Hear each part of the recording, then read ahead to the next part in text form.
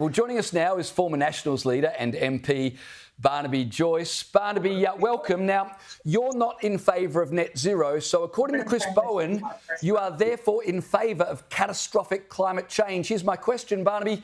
Why do you hate the planet so much?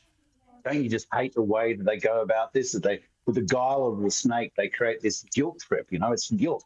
When they can't win the argument, they say, well, if you disagree with me, the kidneys will instantaneously combust and everything will die and the beaches will go and the houses will be flooded. You know, I wonder if Mr. Bowen and Mr. Albanese, with all that, what they're, you know, we're so far down the track, it's going to be the case that if the floods and the cyclones don't stop, they'll resign. What are we doing this for? The majority of the globe in population and the majority of the globe in economics does not participate in net zero. Right? They might give sort of a nominal, at some stage in the future, we might consider it, but they're not part of it. So what we've got to clearly understand is this is the most appalling virtue statement that signs you up for the greatest swindle, and I really mean that, swindle in modern times. The idea that these multi-billionaires, domestic billionaires and overseas foreign multinationals get their money underwritten in a capacity investment scheme, even if they don't produce electricity, that we sell power in 5-minute stacks, that the price they bid in is not the price they get, but the highest price in the stack is the price they get. That's like taking your potty calves to the sale yards and you get paid the same price as those brought in the best ears. You all get paid the same prices. Absolute lunacy. But what happens at the end is the pensioner, poor old Australian, they pay through the teeth. And our nation, which should be getting as powerful as possible, as quickly as possible, we heard what Peter Hedgesworth has said, is not within sight. Not within sight. We have put our nation at risk because of this mythical guilt trip and this huge swindle on us. That's a great point, Barnaby. This week we saw Susan Lee and David Littleproud announce their shadow cabinet. Despite your many years of experience and effective advocacy, you were not included in the shadow cabinet. Do you think David Littleproud has made a mistake? Well, look, I'm going to leave that up to Lee's. Obviously, I'd back my own capabilities in. That'd be stupid. But look, on a serious issue, I have for a long time not supported net zero, but obviously I was bound by cabinet solidarity that I couldn't articulate it as such. And I don't think any person out there in viewerland knew anything else than I think net zero is just a heap of junk and disastrous. And I can't advocate on behalf of the Australian people for the defence of our nation by getting out of this madness if I'm bound by the solidarity of having to say I agree with this madness, because I don't. And so, to be quite frank, I'm very sanguine about getting out and of being out, and it allows me to do what I think is my duty, which is to tell the Australian people, watch out, you are really hurting yourself. Get out of net zero. It is insanity. You've got the Chinese breathing down your neck. They've done live fire exercises with the most sophisticated battleships on the planet off in the Tasman Sea, off Sydney. Sydney, you might have heard of that place, Sydney.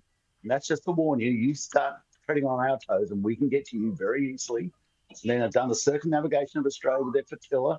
They've done their planning around Melbourne, sending their research ship through, research vessel. And what are we trying to do? Change the weather.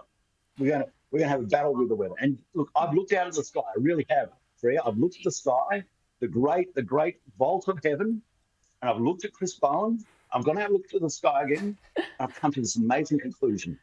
Chris Bowen can't change the sky. So Barnaby, I agree with your comments on Chris Bowen, and I like the fact that, unbound by cabinet solidarity, you can speak your mind about the madness of net zero. But are you not spitting into the wind? Is there any chance the coalition are going to walk away from net zero? Well, the majority of the globe's walked away from it. China, China wouldn't be part of it. They believe in hydro. They're about to build a new dam on a pristine river that's 27 times the size of Snowy Hydro 2.0. So China's not part of it. Russia's not part of it. India's not part of it. Indonesia's not part of it. The United States of America's not part of it. Even New Zealand now is getting out of it. We had a motion passed by the South Australian Liberal Party just saying that they want to get out of it. So let's get to the reality. Even if you believe chapter verse of everything about how they can change the temperature of the globe, well, they can't do it unless everybody participates, and they're not participating. So even if you believe them, chapter verse, this is merely a virtue statement that absolutely crucifies you for no purpose whatsoever, has zero effect. And in the meantime, there'll be no manufacturing moving to Australia. You won't be able to, do all the things you need to defend yourself. You won't be able to refine the fuel because no fuel company is going to expand their facilities, even have facilities here. They'll be shutting them down. We won't be able to make your own concrete. Ultimately, the price of food will continue to go through the roof because your cost of energy goes through the roof, and you just become poorer. Why would you? And this is all for the Paris Agreement. Well, I'm going to look after pensioners, not Paris. Pensioners come first, not Paris.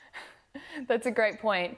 Only 9 of the 23 coalition shadow ministers have previously sat around a government cabinet table. That makes this group one of the most inexperienced shadow cabinets in history, Barnaby.